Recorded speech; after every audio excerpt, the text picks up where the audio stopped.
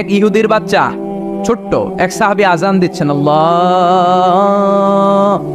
আকবার আল্লাহু আকবার আল্লাহু আকবার আল্লাহু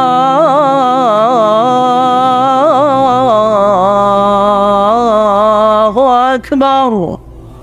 এক সাহাবী সফরের মাঝখানে আজান দিচ্ছে, তো ইহুদিটা পেছন থেকে মুখ ব্যাঙ্গাচ্ছে। ব্যঙ্গ করে না অনেকে? একজনে যে কথাটা বললেন এটা একটু ঘুরাই বললে এটার কি বলে? ব্যঙ্গ করা। বাংলাদেশে কি বলেন এটা? এখানে কি বলেন? ঠেসারায়। ঠেসারায়। এক সাহাবী আজান দেয়, আরেকজন ঠেসারায়। যে ঠেসারায় সে ছোট ইহুদির বাচ্চা। সাহাবী আজান দেয়, এক গাছের ঝোপঝাড়ের পেছন থেকে ইহুদির একটা ছোট্ট ছেলে ঠেসারায়। বিশ্বনবী বললেন এটারে ধর। দুই সাহাবী ছোট্ট বাচ্চাটারে ধরে আনলেন। বিশ্বনবী ছোট্ট বাচ্চাটার মাথার চুলের ঝুটির মধ্যে ধরলেন, চুলে সামনের এই জায়গা আছে না, এটা বলে নাসিয়া, এই নাসিয়ার মধ্যে ধরলেন। বিশ্বনবী বললেন নাম কি? কি করস? ঠেসারাইলি কেন? ছোট্ট ছেলে বলে মাফ করে দেন। বিশ্বনবী বললেন না, তোর মাফ নাই, যেহেতু তুই ঠেসারাইলি। আমার সাহাবী যেমনি আজান দিছে তুইও দে। কয় আমি দিমু না। কয় তুই দিবি না, তোর বাপে দিব, দে। ঠেসারাইলি কেন?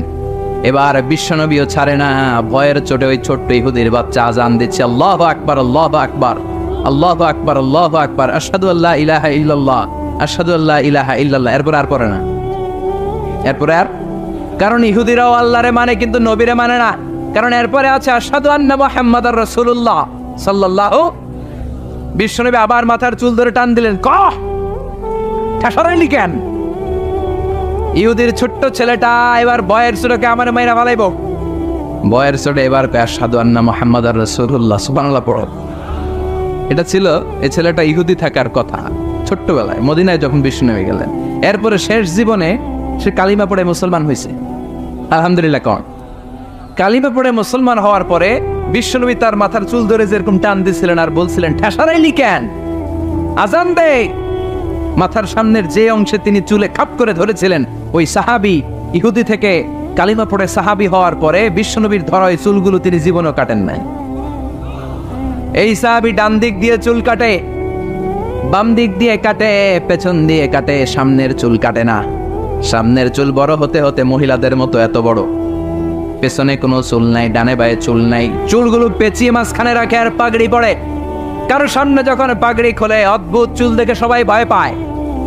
সবাই বলে, ও সাহাবী ঘটনা কি, তোমার মাথার সামনের চুল বড় কেন? এটার কারণ হলো আমি নবীর সাহাবীরে ঠেসারাইছিলাম। কি করছিলাম?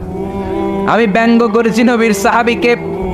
সে কারণে আমি যখন ইহুদি ছিলাম, আমার পেয়ারা নবী, আমার বিশ্ব নবী, আমার প্রাণের রাসূল আমার মাথার চুল ধরে বলেছিলেন আজান দে। আমার নবীর বরকতময় হাত আমার মাথার যেই চুলের মধ্যে লেগেছে, মরার আগের দিন পর্যন্ত আমি চাই ওই চুলটা নিয়ে আমি কবরে যাব। এই চুল আমি কাটবো না, এটা আমি রেখে দেবো। সুবহানাল্লাহ পড়েন। বিশ্ব নবী আমাদের জন্য মডেল। আমাদের মডেল কে? চিল্লায় বলো, আমাদের মডেল কে? পৃথিবীর কোন নেতা খেতা আমাদের মডেল নয়, পৃথিবীর কোন নায়ক নায়িকা আমাদের মডেল নয়। আমাদের মডেল কে?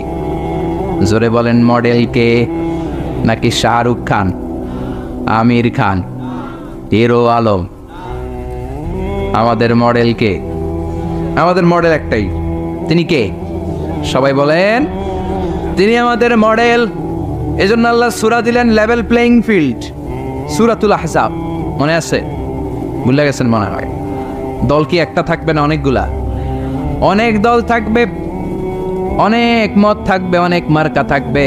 এই দল নিয়েও মাঝে মাঝে মারামারি আছে না নেই? এই মারামারি যদি বন্ধ করতে হয়, একজনকে মডেল মানবা, তিনি কে? এই জন্যই সূরাতুল আহজাব দলাদলির সূরার মধ্যে আল্লাহ এই মডেলের কথা বললেন, মা কানা মুহাম্মাদুন আবা আহাদিম মির রিজালিকুম ওয়ালাকিন রাসূলুল্লাহি ওয়া খাতামান নাবিয়্যিন ওয়া কানা আল্লাহু বিকুল্লি শাইইন আলিমা। পড়েন আল্লাহু আকবার। দলাদলি থাকবে।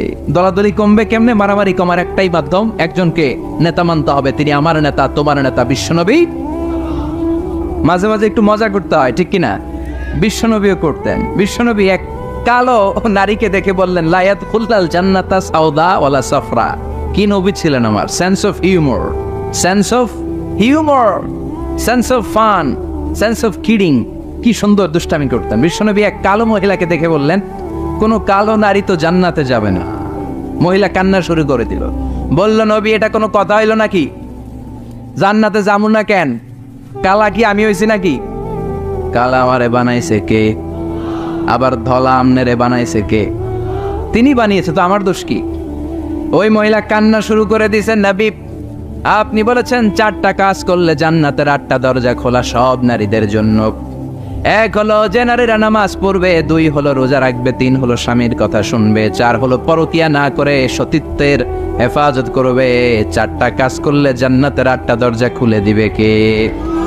ও নবী আমি তো 4টাই করি, কেন জান্নাতে যাব না আপনি বলেন? বেজায় কান্না, কান্না করতে করতে মহিলা অস্থির। বিশ্ব নেই বললেন, থামো, আরে এত কেঁদো না, কেঁদো না, আমি তো মজা করছি। কি করছি? I am just kidding you. আমি মজা করেছি, আমি ফান করেছি, আমি তো রসিকতা করে বলেছি তুমি যখন জান্নাতে যাবা তখন এরকম কুচকুচে কালো থাকবা না, তোমাকে পূর্ণিমার চাঁদের মতো সুন্দরী বানায় দিবে কে? বিশ্ব সুন্দরী হয়ে হুরদেরকে ফেল করে তোমার রূপের ছলকানিতে হুরেরাও ফেল। সুবহানাল্লাহ, এরকম সুন্দরী হয়ে যাবা। This is the sense of fun. বিষ্ণুনবী কিন্তু মাঝে মাঝে এরকম ফান করতেন। সুবহানাল্লাহ পড়েন। আবার এক সাহাবী নাম আব্দুল উজ্জাহ, কালিমা পড়ার পর নাম হয়ে গেল আব্দুর রহমান। এই সাহাবীর সাথে সব সময় বিড়াল থাকে। কি থাকে? জাহিলি যুগের নাম ছিল আব্দুল উজ্জা। উজ্জা একটা মূর্তির নাম, এই মূর্তির গোলাম। ইসলাম ধর্ম গ্রহণের পরে নাম রাখলো আব্দুর রহমান। কার গোলাম? জোরে বলেন। আব্দুর রহমান হওয়ার পরে এই সাহাবা সব সময় বিড়াল নিয়ে ঘুরে। মসজিদে আসলো কাঁধে বিড়াল, মাঝে মাঝে জামার আস্তিনের ভিতরে বিড়াল, মাঝে মাঝে পকেটে বিড়াল লইয়া নামাজ পড়ে। সুবহানাল্লাহ। বিশ্বনবী একদিন মজা করে আব্দুর রহমান নামক ওই সাহাবীটারে ডাক দিয়ে বললেন, ও বিড়ালের বাবা, ইয়া আবা হুরাইরা, এ বিড়ালের বাবা। সুবহানাল্লাহ পড়ে। আবু হুরায়রা কয়, বিশ্বনবী বলছে বিড়ালের বাবা। আমার নবী যদিও মজা করে ভালোবাসা থেকে আমার নাম দিয়েছে বিড়ালের বাপ, আজকে থেকে কেউ আমার আব্দুর রহমান ডাকবি না, মরার আগের দিন পর্যন্ত আমি থাকবো বিড়ালের বাপ। বিড়ালের বাপ আমি। কিসের বাপ? সুবহানাল্লাহ। কি ভালোবাসতো সাহাবারা। কাআন সাফসাফা লা তারা ফিহা ইওয়াজাও ওয়ালা আমতা। আল্লাহ বললেন, আমিও কিয়ামতের ময়দানে লেভেল প্লেইং ফিল্ড করব, একেবারে সমান, কোনো উঁচু নিচু নাই। সবাই উলঙ্গ হয়ে দাঁড়াবো, গায়ে কোনো জামা নাই, কাপড় নাই, কোনো ড্রেস নাই, কিচ্ছু নাই, বাহাদুরি নাই, ক্ষমতা নাই, প্রশাসনও নাই। Level playing field. কথা বলেন। কিচ্ছু নাই তার মানে লেভেল প্লেইং ফিল্ড। মা এসে বললেন, ইয়া রাসূলুল্লাহ, ওই লেভেল প্লেইং ফিল্ডে যখন আমরা উলঙ্গ হয়ে দাঁড়াবো আমাদের কি লজ্জা লাগবে না? No one has any garment in their body, any dress in their body. কারো গায়ে কোনো জামা নাই, কোনো পোশাক নাই। Don't they feel any shy? Don't they feel any shame? লজ্জা লাগবে না? বিষ্ণু বললেন, আয়েশা, এখনকার দিনটার মতো সে লেভেল প্লেইং ফিল্ডের দিনটা নয়, সে দিনটা বড় ভয়ঙ্কর দিন। মাথার সূর্যটা কাছে নেমে আসবে, মাথার মগজগুলো সূর্যের তাপে গলে গলে নাকের ছিদ্র কানের ছিদ্র দিয়ে বেয়ে বেয়ে পড়বে। সবাই তৃষ্ণার্ত, ঘর্মাক্ত, ক্লান্ত, শ্রান্ত, পেরেশান। ভাই ভাইরে চিনে না, বন্ধু বন্ধুরে চিনে না, পীর সাহেব মুরিদরে চিনে না, নেতা কর্মীরে চিনে না। চিল্লা এখন ঠিক কিনা? Level playing field. কেউ কাউকে চিনে না, সব খালি দৌড়, আইজো দৌড়, কাইলো দৌড়, কারো গায়ে জামা নাই। আয়েশা, সেদিনটা বড় ভয়ঙ্কর। তৃষ্ণার চোটে জিহ্বাটা বের হয়ে কুকুরের মতো নাভিস্থলে এসে ঝুলতে থাকবে। কুকুরের জিহ্বা যেমনি গ্রীষ্মকালে ঝুলে, আল্লাহ তুমি বাঁচাও বলে যে চিৎকার শুরু করবে। কার গায়ে জামা আছে, কার গায়ে জামা নাই, এটা কারো খেয়ালই থাকবে না রে Ayesha. This is called level, কথা গন, লেভেল প্লেইং ফিল্ড, সবার সমান সুযোগ, কারোর জন্য এক্সট্রা কোনো সুযোগ নাই। আল্লাহ আমাদের দেশেও তুমি লেভেল প্লেইং ফিল্ডের নির্বাচন উপহার দেওয়ার তৌফিক দান করো। নির্বাচন পূর্ব যত সহিংসতা, মারামারি, অস্থিরতা, বোমাবাজি, হামলা, এগুলো থেকে আমার দেশকে তুমি বাঁচাও। এমন নেতা নেত্রী আমাদের জন্য নির্ধারণ করো যাদের কাছে আমাদের কোরআন নিরাপদ, যাদের কাছে আমার ইসলাম নিরাপদ, যাদের কাছে এদেশের 17 কোটি মানুষ নিরাপদ। চিল্লায় বলেন ঠিক কিনা? গণতান্ত্রিক দেশে সবচেয়ে বেশি প্রায়োরিটি পাবে জনগণ, ঠিক না? আপনাদের ভোটেই নেতারা নির্বাচিত হয়। এখন আমনে করে ভুলে গেলে চলবে? কথা বলেন। এ দেশটা সচল আছে এদেশের মানুষের টাকায়। আমাদের প্রায় 1.5 কোটি লোক দেশের বাইরে কাজ করে। কি করে? কথা কয় না। আমরা কাজ করি, কাজ করে খাওয়া নবীদের সুন্নত। সুবহানাল্লাহ পড়েন। দাউদ আলাইহিস সালাম নিজে কাজ করে ওইটা দিয়ে যে অর্থ উপার্জন করতেন সেটা খেয়ে জীবিকা চালাতেন। চিল্লায় পড়েন সুবহানাল্লাহ। বিশ্বনবী নিজে কাজ করতেন, বিজনেস করতেন, ছাগল চড়াতেন। খাদিজাতুল কুবরা তাহেরা, বিশ্বনবীর প্রথম স্ত্রী, প্রিয়তমা স্ত্রী, ওনার আন্ডারে বিশ্বনবী জব করতেন, চাকরি করতেন, মাথার ঘাম পায়ে ফেলে উপার্জন করতেন। চিল্লায় কোন ঠিক কিনা? আমার দেশের প্রায় 1.5 কোটি মানুষ দেশের বাইরে কাজ করে, আর তাদের টাকায় সচল থাকে আমার দেশ। এজন্য তাদের মর্যাদা সবচেয়ে বেশি, জনগণের মতামতের মর্যাদা সবচেয়ে বেশি। খেটে খাওয়া মানুষের মনে কি জ্বালা যন্ত্রণা, এটার মর্যাদা ইসলামে সবচেয়ে বেশি। চিল্লায় বলেন ঠিক কিনা? সৌদি আরবে আমার যে ভাইয়েরা মেথরের চাকরিও করে, তারও 20,000 টাকা দেশে ঢুকে। এজন্য নেতা নেত্রীরা যখন বলে দেশ সিঙ্গাপুর হয়ে যাবে, আমেরিকা হয়ে যাবে, তাদের মাথায় রাখা উচিত দেশটা কিন্তু সচল আছে। আমার বিদেশি যে প্রবাসী ভাইরা তাদের কষ্টার্জিত অর্থের টাকায়। চিল্লায় বলেন ঠিক কিনা? এজন্য জনগণের রায় সবচেয়ে বড় রায়। যাদের হৃদয়ে আল্লাহর ভয় আছে তাদেরকে কোনো কিছু দিয়ে কেনা যায় না। ফাঁসির মঞ্চ তার কাছে জান্নাতের গুলবাগিচা। চিল্লায় বলেন ঠিক কিনা? ভয় নাই। মুমিনের ভয় অন্তরে থাকে শুধু একজনের, তিনি কে? চিল্লায় বলেন তিনি কে? আর শাহাদাতের মৃত্যুর চাইতে শ্রেষ্ঠ মৃত্যু আছে? জোরে বলেন আছে? এজন্য বিশ্বনবী সবসময় আল্লাহর কাছে দোয়া করছেন, আল্লাহ আপনি আমাকে শাহাদাতের মৃত্যু দেন, আপনি আমাকে শহীদ হিসেবে কবুল করেন। বিশ্বনবীর কলিজার টুকরা সাহাবা ওমরে ফারুক দোয়া করতেন, আল্লাহ আপনি আমারে শহীদ বানান, নবীর দেশে আমারে মৃত্যু দেন। আল্লাহুম্মা রযুকনা শাহাদাতান ফি সাবিলিক ওয়াল মাউতা ফি বালাদি রাসূলিক। আল্লাহ আপনি আমাকে দিনের পথে শাহাদাতের মৃত্যু দেন, আপনার নবীর শহর মদিনার মধ্যে আমার মৃত্যু দেন। পড়েন আমিন। ওমরে ফারুককে শহীদ হিসেবে কবুল করেছে কে? আমাকে শহীদ করে সেই মিছিলে শামিল করে নিও, যে মিছিলের নেতা মীর হামজা, খোবায়েব খাব্বাব, আল্লাহর কাছে যারা অতি প্রিয়, শামিল করে নিও আমাকে শহীদ করে ওই মিছিলে শামিল করে নিও। পড়েন আমিন। চিৎকার করে পড়তে হবে আমিন। আবার বিষ্ণু বললেন যে আল্লাহর কাছে শাহাদাতের মৃত্যু চায়, মান সাআলাল্লাহ আশ-শাহাদাতা বাল্লাগাহুল্লাহু মানাজিল আশ-শুহাদা ওয়া ইন মাতা আলা ফিরাশি। অন্তর থেকে ভালোবেসে হৃদয় দিয়ে ইখলাসের সাথে কেউ যদি আল্লাহর কাছে শাহাদাতের মৃত্যু কামনা করে, ওই লোকটা যদি বিছানায় পড়েও মারা যায়, কিয়ামতের দিন শহীদদের কাতারে তারে দাঁড় করাইয়া দিবে কে? এটা যেন কোনো কথা নয়। দুর্বল ইমানদারের কোন লোক শাহাদাতের মৃত্যুকে কামনা করতে পারে না। চিল্লায় কোন ঠিক কিনা? ভীরুরা মৃত্যুরে ভয় পায়, কাপুরুষরা মৃত্যুকে ভয় পায়।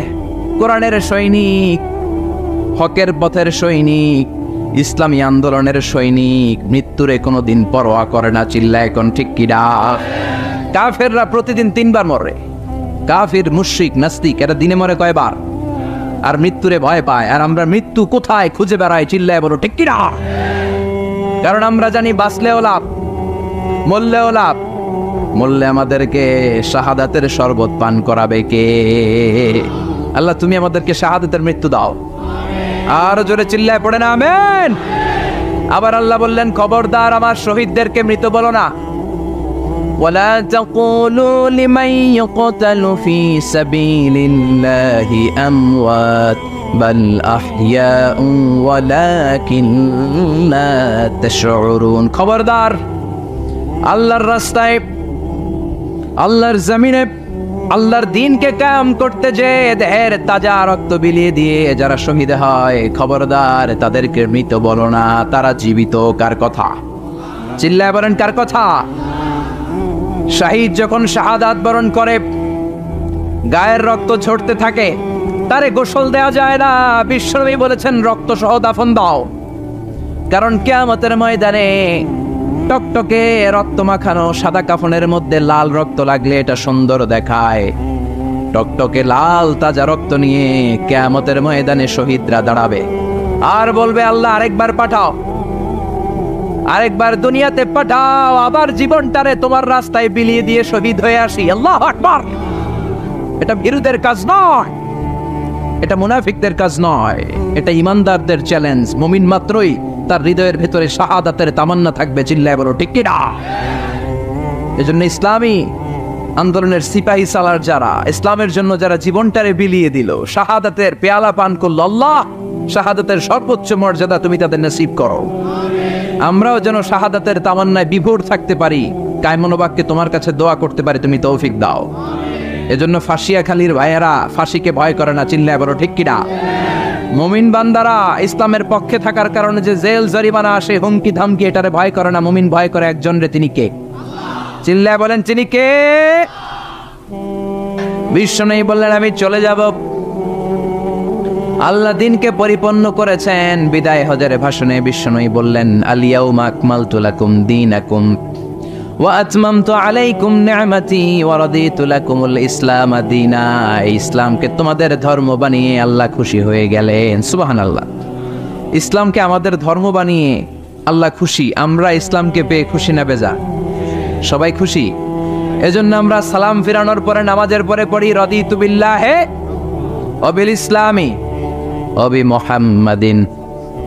তার মানে ইসলাম হিসেবে, ধর্ম হিসেবে ইসলামকে মনোনীত করে আল্লাহ যেমনি খুশি, আমরাও তেমনি খুশি। ঠিক কিনা? এজন্য ইসলামের বাণী চারদিকে ছড়িয়ে পড়বে। ইসলামকে কেউ দাবিয়ে রাখতে পারে না। ইসলাম হচ্ছে বীজের মতো, চারা বীজের মতো। চারা বীজ মাটিতে ঢুকাই দিলে কি হয়? কি হয়? ইসলামের বিরোধীরা ইসলামের মাটির ভিতরে ঢুকাই দিতে চায়, কিন্তু ইসলাম হচ্ছে বীজ, এটা মাটিতে ঢুকাই দিলে ঢুকে থাকে না, এটা উপরের দিকে ওঠে। সুবহানাল্লাহ কইবেন না? আবার বিশ্বনবী বললেন, ইন্নাল্লাহা জাওয়ালি আল আরদা কুল্লাহা। আল্লাহ গোটা বিশ্বটাকে আমার কাছে ছোট্ট এরকম একটা বলের মতন করে তুলে ধরেছে। ফারাআইতু মাশারিকাহা ওয়া মাগারিবাহা। আর আমি পৃথিবীর পাশ্চাত্য, পৃথিবীর পূর্ব থেকে পশ্চিম প্রান্ত পর্যন্ত সবটা আমি দেখেছি ছোট্ট বলের মতো। আর আল্লাহ বলে দিয়েছেন, নবী আপনার দু চোখ দিয়ে আপনি পৃথিবীর যতটুকু জায়গা দেখলেন, ঠিক ততটুকু জায়গায় ইসলামের বাণী আমি আল্লাহ পৌঁছে দেব। পৃথিবীর এমন কোন ঘর থাকবে না, বিষ্ণু বললেন, লা বাইতা ওয়াবার ওয়ালা মাদার ইল্লা আদখালাহুল্লাহু হাদা দ্বীন। এই পৃথিবীর বুকে এমন কোন ছনের ঘর নাই, এই পৃথিবীতে এমন কোন টিনের ঘর থাকবে না, এমন কোন পাহাড় থাকবে না, এমন কোন পর্বত থাকবে না, এমন কোন জঙ্গল থাকবে না, এমন কোন গুহা থাকবে না যেটার ভিতরে ইসলামের বাতাস পৌঁছে যাবে না। কার কথা? এজন্য এই ইসলামরে ঠেকায় রাখা যাবে? এই কোরআনের মাহফিলরে বন্ধ করা যাবে? এক জায়গায় বন্ধ করলে আরো অনেক জায়গায় সুযোগ আছে না নাই?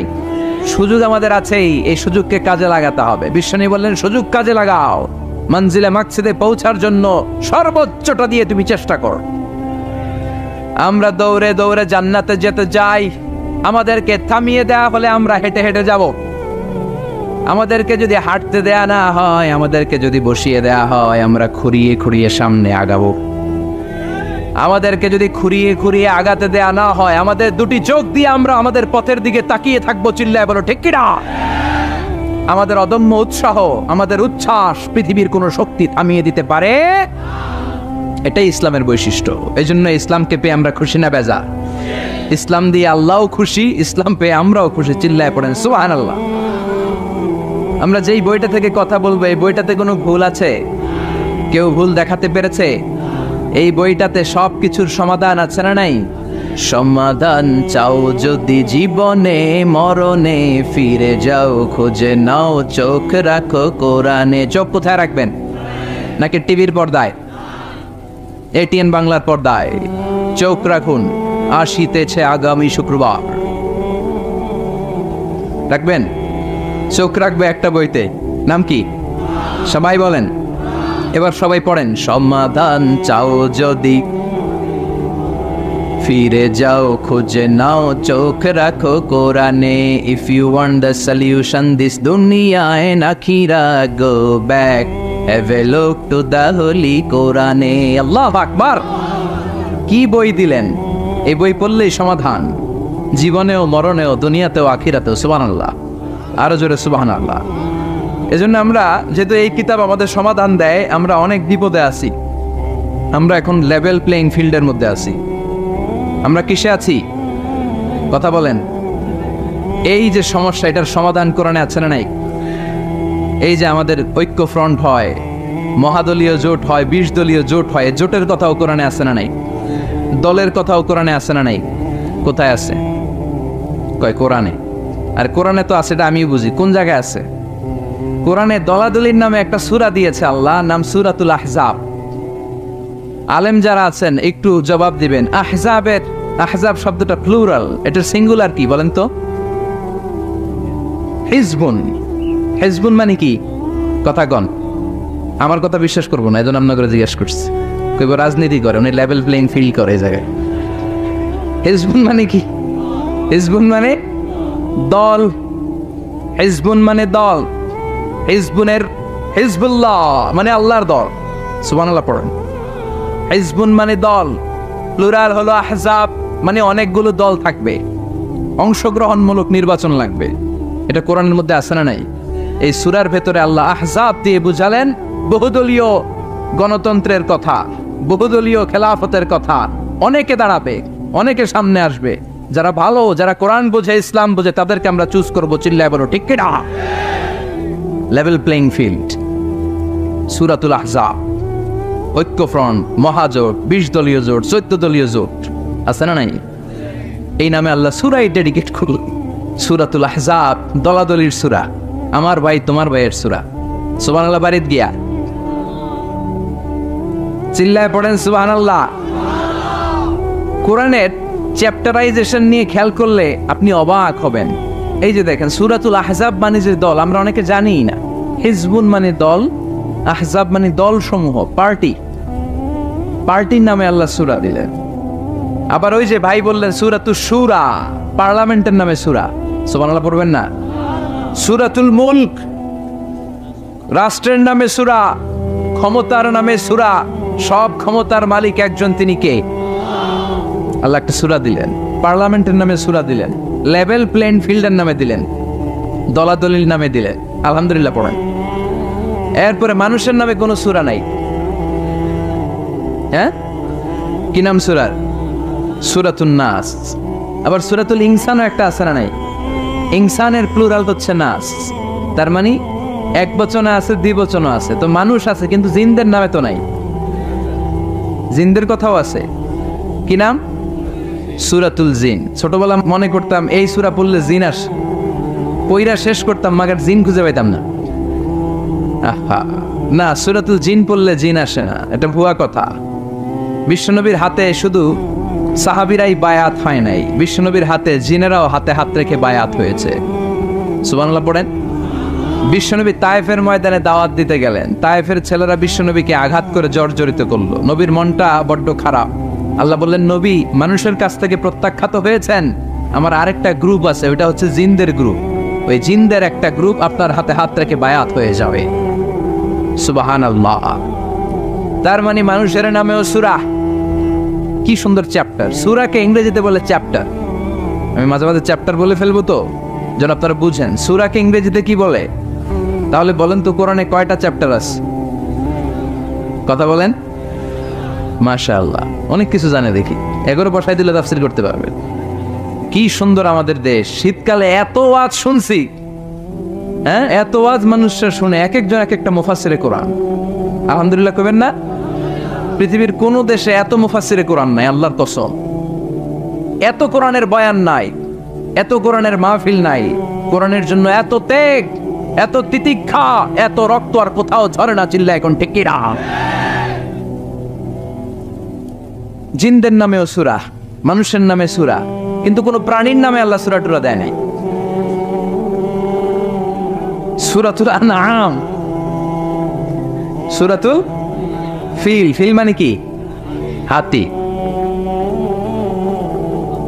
সূরাতুল, দেখছেন সূরাতুল নামল, পিঁপড়ার সূরা। সবচেয়ে স্থলের সবচেয়ে বড় সাইজের প্রাণীটার নামে আল্লাহ একটা সূরা দিলেন, সূরাতুল ফিল। ফিল মানে হাতি, হাতির নামে সূরা। স্থলের সবচেয়ে দৃশ্যমান আমরা যেটা দেখি, সবচেয়ে ছোট ধরনের প্রাণী পিঁপড়া, এটার নামেও সূরা দিলেন। এরপরে নাহাল, নাহাল মানে কি? মৌমাছি। সুবহানাল্লাহ পড়েন। এই যে মধু নিয়ে আসে, আমরা মধু খাই, বিশ্বনবী মধু খেতেন।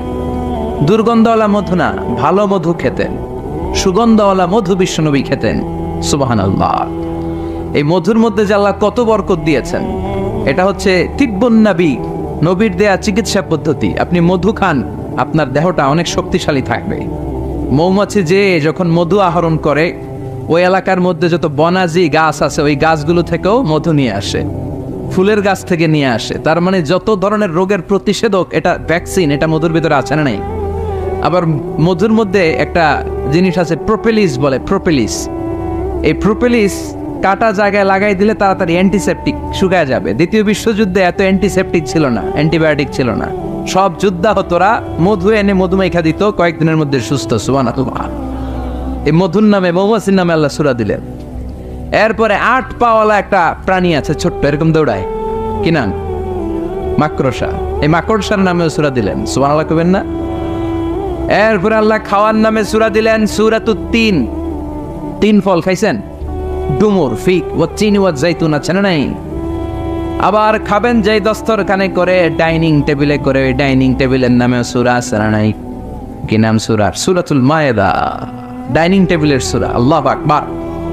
পরিবারের নামে সূরা দিলেন, পরিবার, সূরাতু আলে ইমরান। মারইয়াম, মারিয়ামের মা, মারিয়ামের বাবা ইমরান, তিনজনরে আল্লাহ এত পছন্দ করেছে, তাদের পরিবারের নামে সূরা। কি নাম? আবার বংশের নামেও সূরা আছে না নাই? কি বংশ? হ্যাঁ, মুন্সি বংশ, চেয়ারম্যান বংশ, তালুকদার, চটকদার, খবরদার। কি বংশ? লিলাফি। সুবহানাল্লাহ। বংশের নাম সূরা, মানুষের নামে সূরা, প্রাণীর নামে সূরা। আবার মাঝে মাঝে কিছুদিন পর পর বাংলাদেশটা কেঁপে ওঠে, কাপাকাপির নামে কোনো সূরা নাই। কি নাম? আল্লাহু আকবার, আল্লাহু আকবার। আবার মাঝে মাঝে কিছু লোকেরা মাথার মধ্যে লম্বা লম্বা চুল নিয়ে কি যেন বলে, আজে বাজে কবিতা বলে, আজে বাজে উল্টা পাল্টা কবিতা লেখে। আবার ভালো কবিও আছে না নাই? এই কবি সাহিত্যিকদের নামে কোনো সূরা নাই। কি সূরা? কেউ জানে না? কে জানেন? বলেন বলেন বলেন বলেন। সূরাতুশ শুআরা। আলহামদুলিল্লাহ পড়েন। এই যে পারতেছেন না, এটা ভালো। পারেন না, এরপর যখন শুনবেন ওইটার ভুলবেন না, ঠিক কিনা? একটু ঠেকা ঠেকা ভাব, জিজ্ঞাসা করলো কি জানি মনে আসে না, হুট করে উত্তর বলা হলো, এটার মানুষ ভুলে না। এজন্য বলা হয়, শিখছো কোথায়? ঠেকছি যেথায়। শিখছো কোথায়? ঠেকছি যেথায়। কবি সাহিত্যিকদের নামে সূরা, সূরাতুশ শুআরা। চিৎকার করে পড়েন আল্লাহু আকবার। আল্লাহ লেভেল প্লেইং ফিল্ডের নামে সূরা দিলেন, সূরাতুল আহজাব, দলাদলির সূরা। এজন্য আল্লাহ বললেন, এই পৃথিবীতে দলাদলি থাকবে, মারামারি থাকবে, মতের অমিল থাকবে। সমাজে মতের অমিল আছে না নাই? এক এক দলের এক এক ইশতেহার, এক এক দলের এক এক ইশতেহার আছে না নাই? কিন্তু এই ইশতেহারগুলোর মধ্যে ইসলামের বিরুদ্ধে কথা বললে রাষ্ট্রীয়ভাবে বেয়াদবগুলোর বিরুদ্ধে ব্যবস্থা নেওয়া হবে, এরকম কোনো ইশতেহার আমরা এখনো দেখি নাই। চিল্লায় বলেন ঠিক কিনা? যে ঈমান প্রয়োজনে জ্বলে ওঠে না, যে ঈমান সত্যের কথা বলে না, যে ঈমান প্রয়োজনে জ্বলে ওঠে না, যে ঈমান সত্যের কথা বলে না, যে ঈমান বাস্তবে নাই, যে ইমান অন্তরে নাই মুখে শুধু ফাঁকা বলি, কি করে তারে বলো ইমানে বলি,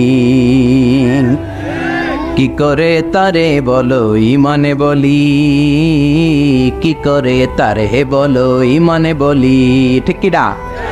যে ইমান দিন কায়েমের আন্দোলনের ধার ধারে না, যে ইমান লেবাসধারী কোরআন হাদিস তাও পড়ে না, যে ইমান খাজার নামে মাজার গড়ে ফুলুস কামায়, আছে না নাই? টেকুয়াতে নাই, এদিকেও আছে।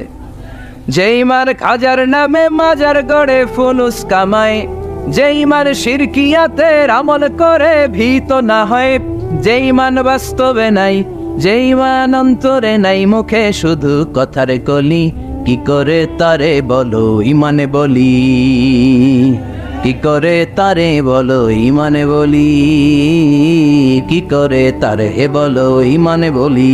চিল্লায় বলেন ঠিক কিনা? এই জন্য নির্বাচনী ইশতেহারে এই কথাগুলো আসার দরকার আছে না নাই? কিন্তু ওনারা এড়িয়ে যায়, ওনারা এড়িয়ে যায়। আমরা চাই আমার কোরআনের বিরুদ্ধে, ইসলামের বিরুদ্ধে, নবীর বিরুদ্ধে যদি কেউ কথা বলে তাদের সাথে আমাদের কোনো আপোষ, চিল্লায় বলেন আপোষ। সূরাতুল আহজাব, লেভেল প্লেইং ফিল্ড, দলাদলির সূরা। আল্লাহ বুঝাতে চাই এটা অনেক দল থাকবে, অনেক মত থাকবে, আছে না?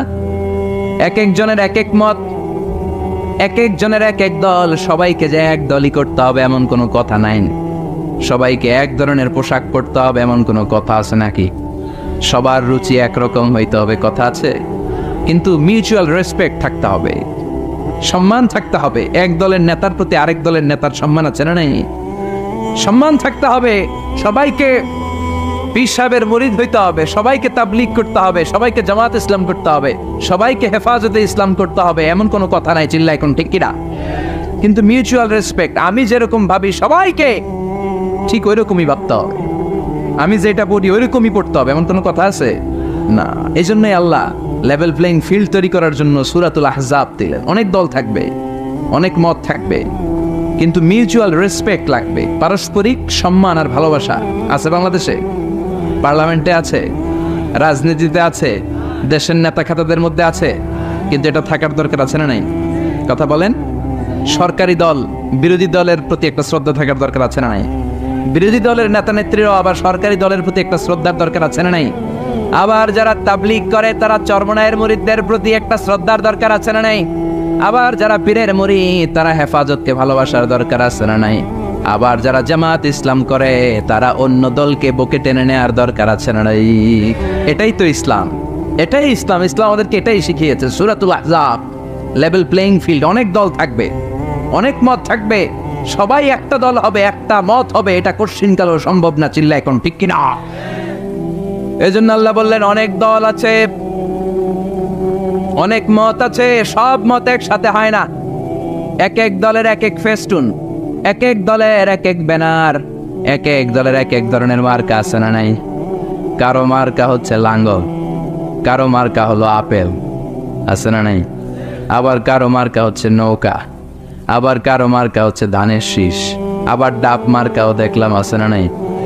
কথা কন। আর কি মার্কা আছে কন তো? আবার হাত পাকা আছে না নাই? আলহামদুলিল্লাহ। গরমকাল হইলে বেশি ভালো হইতো, শীতকালে জমতাছে না, আলহামদুলিল্লাহ। আর কি আছে? হাতুড়ি মার্কা। খাইছে খাইছে হাতুড়ি, হাতুড়ি। আর কি আছে? হ্যাঁ, সিংহ, সাইকেল, আর ঝাড়ু। আর দরকার নাই। আল্লাহ বললেন লেভেল প্লেইং ফিল্ড, সূরাতুল আহজাব। অনেক দল থাকবে, অনেক মত থাকবে। ওই যে আপেল নিয়ে আসছে একজন, বাঁশখালীর আপেল। আচ্ছা ঠিক আছে, এখন পকেটে, অনেকের পকেটে ছোট্ট নৌকা পাবেন, অনেকের পকেটে আবার ওই ধানের গোছা পাওয়া যায়, আবার ওই চাচার পকেটে আপেল। হ্যাঁ, ডাব লয়ে ঘুরেন না, আবার ডাব, ডাব ঝাড়ু এগুলো লয়ে ঘুরেন না। সবসময় আলহামদুলিল্লাহ বললে নেয়ামত বাড়িয়ে দেয় কে? আর আলহামদুলিল্লাহ না বললে নেয়ামত আল্লাহ কেড়ে নেয়। নেয়ামত কেড়ে নেয়ার পাশাপাশি আল্লাহ আযাব দেয়, পানিশমেন্ট দেয়। চিল্লা এখন ঠিক কিনা? এই যে যত আযাব, গজব, ভূমিকম্প, তুফান, জলোচ্ছ্বাস, বেকারত্বের সমস্যা, এই যে নানা ধরনের সমস্যায় আমরা আমাদের বাংলাদেশে জর্জরিত, এগুলো আমাদের হাতের কামাই। বিশ্বাস হয়? আমরা যদি নামাজি হয়ে যাই, ভদ্র হয়ে যাই, আল্লাহওয়ালা হয়ে যাই, রহমত, বরকত, মার্সি এন্ড ব্লেসিংস দিয়ে বাংলাদেশটারে ভরে দিতে পারে কে? এজন্য রব্বুল আলামিন বলেন, যাহারাল ফাসাদু ফিল বাররি ওয়াল বাহর বিমা কাসাবাত আইদিন নাস। জলে স্থলে এই যে অগ্নিকাণ্ড, জলোচ্ছ্বাস, ভূমিকম্প, বন্যা, এগুলো তোমাদের হাতের কামাই। তোমরা নাফরমানি করার কারণে আমি তোমাদের উপর আযাব দিচ্ছি, গজব দিচ্ছি। বিশ্বনবী বলে, তাসবির সুতা যদি ছিঁড়ে যায়, আপনারা তাসবি চিনেন? কুমিল্লাতে বলে তসবি সরা, কি বলে? তো এই যে তাসবিহের যে সুতা, এই সুতাটা ছিঁড়ে গেলে তাসবির দানা যেমনি একটার পর একটা টপ টপ করে নিচে পড়তেই থাকে, একটার পর একটা, তারপর আর একটা, তারপর আর একটা। আল্লাহ বলে, তোমরা যখন নাফরমান হয়ে যাবা, আকাশ থেকে আযাব আর গজব তাসবির দানার মতো একটার পর একটা, তারপর আর একটা, তারপর আর একটা পড়তেই থাকবে, আযাব আর গজব আসতেই থাকবে। চিল্লা এখন ঠিক কিনা? এজন্য এগুলো আমাদের হাতের কামাই। আমরা যদি শুকরিয়া করি, আল্লাহ আযাব বন্ধ করে দিবে, এই গজব বন্ধ করে দিবে, এই দুর্যোগ বন্ধ করে দিবে, আর রহমত দিয়ে আমাদের পুরো সমাজটাকে পরিপূর্ণ করে দিবে কে? এজন্য সুখে দুঃখে সবসময় আমরা পড়বো আলহামদুলিল্লাহ। কি পড়বো? আরো জোরে পড়েন, কি পড়বো? চান্দোলা চরের পাথর যুব প্রবাসী কল্যাণ সংগঠনের উদ্যোগে 18তম বাৎসরিক ওয়াজ ও দোয়ার মাহফিল। আজকের প্রোগ্রামের সভাপতি জনাব মোহাম্মদ হাজি আব্দুল বারেক, চরের পাথর। কোরআনের বাণীর এমন একটা সম্মোহনী শক্তি আল্লাহ তাআলা কোরআনের ভেতর দিয়েছেন, এর কারণে কোরআনের কথা শুধু আমরা শুনলে আমাদের হৃদয়ে যে শুধু ঠান্ডা হয় এমনটা নয়, অমুসলিমরাও যদি কোরআনের কথা শুনে অমুসলিমদের অন্তরটারেও ঠান্ডা করে দেয় কে? আপনারা মিশরের কারি আব্দুল বাসেদের নাম শুনেছেন? ওনাকে নিয়ে মিশরের প্রেসিডেন্ট জামাল আব্দুল নাসের একবার সোভিয়েত ইউনিয়নে গিয়েছিল, যেটাকে আমরা বর্তমানে বলি রাশিয়া। কি বলি? রাশিয়া। তৎকালীন সময় এটা ছিল সোভিয়েত ইউনিয়ন, এখন এটা হয়েছে রাশিয়া। তো রাশিয়াতে যাওয়ার পরে মিশরের প্রেসিডেন্ট জামাল আব্দুল নাসের ওনার সব প্রেসিডেন্টদেরকে রাশিয়ার প্রেসিডেন্টের কাছে পরিচয় করায় দিচ্ছে যে এটা আমার হোম মিনিস্টার, এটা আমার ফিনান্স মিনিস্টার, এটা আমার এডুকেশন মিনিস্টার, এটা এই মন্ত্রী, এটা ওই মন্ত্রী, এটা ওই মন্ত্রী। তো সব মন্ত্রীরা সুটেড বুটেড, প্যান্ট পরা, শার্ট পরা, টাই পরা, ব্লেজার পরা। কিন্তু কারি আব্দুল বাসের ব্লেজার পরতেন না, উনি জুব্বা পরতেন। তো রাশিয়ার প্রেসিডেন্ট বলে, আপনার এইটা আবার কোন মন্ত্রী? সব মন্ত্রীর পোশাক একরকম, এর পোশাক আরেক রকম, এটা কোন মন্ত্রী? জামাল আব্দুল নাসির বলে, এটা আমাদের কোনো মন্ত্রী নয়, এটা আমাদের দেশের কারি, এটা আমাদের দেশের কারি। রাশিয়ার প্রেসিডেন্ট বলে, কারি আবার কি? কারণ এরা কারি জিনিসটা কি এটা জানে না, এটা তারা বুঝে না। তো জামাল আব্দুল নাসির বলল যে আমাদের যে পবিত্র ধর্মগ্রন্থ আছে আল কোরআন আল কারীম, এই আল কোরআন আল কারীম উনি চমৎকার করে আবৃত্তি করতে পারে, আর আমরা সেটা শুনি, আমাদের হৃদয় ঠান্ডা হয়ে যায়। তো রাশিয়ার প্রেসিডেন্ট বলে, আজকে রাতে তো আমাদের একটা পার্টি আছে, নাইট পার্টি। কি পার্টি? এখানে নৈশ ভোজ হবে, খাওয়া দাওয়া হবে, আর হবে বেলি ড্যান্স। কি হবে? রুব্বানে নাচে, কোমর দুলাইয়া, এই সব মুখস্থ। তো এই বেলি ড্যান্স হবে, এই বেলি ড্যান্স আমরা দেখবার, হুইস্কি খাবো, অ্যালকোহল খাবো, মদ খাবো। তো কারি আব্দুল বাসিত ইবনে আব্দুস সামাদকে রাজি করানো হলো। কারি আব্দুল বাসিত ইবনে আব্দুস সামাদ রাজি হলো। উনি গেলেন, যে হল রুমের ভেতরে বেলি ড্যান্স হয় ওখানে ওনার বসানো হলো। সিঙ্গাররা যেখানে গান গায় ওইখানে উনি মাইক্রোফোনের সামনে বসলেন, আর আল্লাহরে বললেন, আল্লাহ, আমার গলায় যত সুর আছে, যত মেলোডি আছে, ভয়েস আছে, সব সুরকে আমি উজাড় করে দিয়ে আজকে তেলাওয়াত করব। তুমি আমার এই তেলাওয়াতের রিদম, এটার আকর্ষণ, এটার অ্যাট্রাকশন এই কমিউনিস্ট লিডারদের অন্তরের ভেতরে ঢুকিয়ে দিও। তখন রাশিয়া ছিল কমিউনিস্ট, সব কমিউনিস্ট লিডাররা বসা, সামনে হুইস্কি, রেড ওয়াইন, অ্যালকোহল, মদের গ্লাস নিয়ে বসা। তা আব্দুল বাসিত আব্দুস সামাদ চোখ বন্ধ করলেন। ওই দিনকার তেলাওয়াতটা উনি চোখ বন্ধ করে করেছিলেন। সুবহানাল্লাহ পড়েন। উনি চোখ বন্ধ করে ওনার গলায় যত সুর আল্লাহ দিয়েছে, যত সুরের ঝংকার তিনি পেয়েছেন, সব উজাড় করে উনি তেলাওয়াত শুরু করলেন, আউযু বিল্লাহি মিনাশ শাইতানির রাজিম। যতক্ষণ তেলাওয়াত চলেছে কেউ মদ খায় নাই, তাকিয়ে রইলেন, মন্ত্রমুগ্ধ হয়ে শুনলেন, আর সকলের চোখ দিয়ে তার দাঁড় করে পানি ঝরতে শুরু করলো। তেলাওয়াত শেষ, আব্দুল বাসেত চোখ খুললেন। চোখ খুলে দেখেন কেউ মদ খায় নাই, আর সবাই কান্না জর্জরিত অবস্থায় বসে আছে। মিশরের প্রেসিডেন্ট জামাল আব্দুল নাসের কমিউনিস্ট লিডারদেরকে জিজ্ঞেস করলেন, এই যে আমাদের আবৃত্তিকার ও কোরআন থেকে আবৃত্তি করেছে, আপনারা কি এর অর্থ বুঝেছেন? তারা বলে, না বুঝি নাই। কোনো মানে বুঝেছেন? না বুঝি নাই। তো কেঁদেছেন কেন? কমিউনিস্ট লিডাররা বলে, এত চমৎকার সুরেলা সুর, এরকম গলা, এরকম ভয়েস আমরা আমাদের জীবনে শুনি নাই। এটা শুনে আমাদের হৃদয়টা ঠান্ডা হয়ে গিয়েছে। আমাদের অন্তরে অনেক জ্বালা, অনেক যন্ত্রণা, অনেক দুঃখ কষ্ট, এগুলোকে ভুলে থাকার জন্য আমরা রাতে বেলি ড্যান্স দেখি আর মদ খাই। এরকম কারি যদি আমাদের দেশে থাকতো, আমরাও প্রতি রাতে বেলি ড্যান্স না দেখে কোরআন শুনতাম। তারা কাঁদতে শুরু করেছে, কোরআনের অর্থ বুঝে নাই, মানে বুঝে নাই। কিন্তু এই বিজাতিদের কমিউনিস্ট লিডারদেরও অন্তরটারে ঠান্ডা করে দিয়েছে কে? ওই কোরআন আমাদের কাছে আসে না নাই? নাকি আব্দুল বাসের আরেকটা কোরআন থেকে তেলাওয়াত করেছিল? জোরে বলেন, এই কোরআনের কোনো চেঞ্জ হয়েছে? ১৫০০ বছরের এই লম্বা সময়ে কোরআনের একটা আয়াতও চেঞ্জ হয়েছে? একটা শব্দ, একটা অক্ষর, একটা জের জবর পরিবর্তন হয়েছে? জোরে বলেন, হয়েছে? এই কোরআনের মতো আরেকটা বই যদি আমরা পৃথিবীর সবাই মিলে বানাতে চাই, বানানো যাবে? জোরে বলেন, যাবে? আপনারা আহমদ দিদাদের নাম শুনেছেন? জাকির নায়েকের গুরু আহমদ দিদাদ একটা বই লিখেছেন, the ultimate miracle of the holy কোরআন।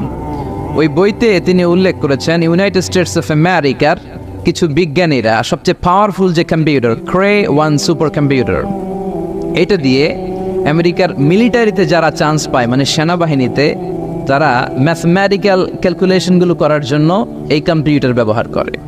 তো আমেরিকার বিজ্ঞানীরা, আহমদ দিদাত তার ultimate miracle of the holy কোরআনে বলছেন যে কম্পিউটারের সব ইনফরমেশনগুলোকে কনসাইজ করে ওই ক্রে 1 সুপার কম্পিউটারের মাইক্রোচিপসের ভেতর ঢুকিয়ে কমান্ড করেছে, is it possible to create a book like কোরআন?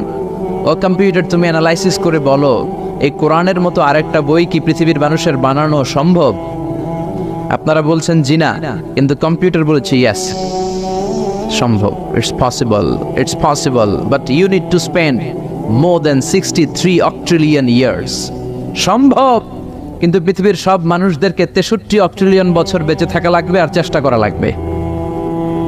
এটা শুনে বিজ্ঞানীরা তো মহা খুশি, হোক না অক্ট্রিলিয়ন আর ফক্ট্রিলিয়ন, বাড়াতে যাবে। কিন্তু নিউমেরিক্যাল সায়েন্স বলে যে octillion is very dangerous to reach there. Octillion হচ্ছে এমন একটা সংখ্যা যেটা পর্যন্ত পৌঁছা মানুষের পক্ষে অসম্ভব। সংখ্যাতাত্ত্বিক নিয়ম আমাদেরকে শেখায় যে সংখ্যা শুরু হয় একক দিয়ে, তারপরে দশক, তারপরে শতক, তারপরে সহস্র, তারপর উজুদ, তারপরে লক্ষ, তারপরে নিযুত, তারপরে কোটি, তারপরে মিলিয়ন, বিলিয়ন, ফিলিয়ন, জিলিয়ন, তারপরে হচ্ছে অক্ট্রিলিয়ন। সুবহানাল্লাহ কইতে বললেন না?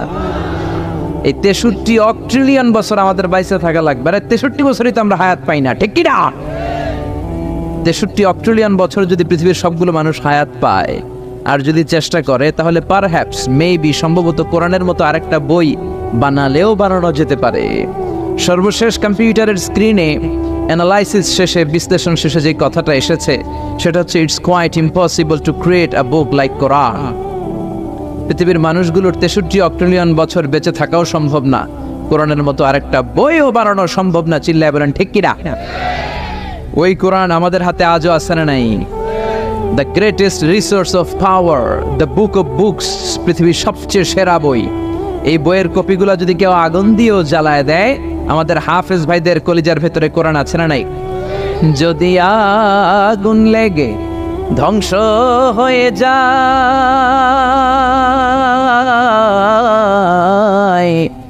ধ্বংস হয়ে যায়, যদি আগুন লেগে যায়, পুড়ে যায় পৃথিবীর সব বইয়ের দোকান, বিশ্ব থেকে হারাবে না পবিত্র কোরআন, বিশ্ব থেকে হারাবে না পবিত্র কোরআন। পড়েন আল্লাহু আকবার। এজন্য পৃথিবীর যত কোরআন আছে আগুন দিয়ে জ্বালায় দিলে পৃথিবী থেকে কোরআন দূর করা সম্ভব নয়, কারণ হাফেজ ভাইদের কলিজায় কোরআনকে সংরক্ষণ করেছে কে? কেউ যেটা পারে না, পারে কে?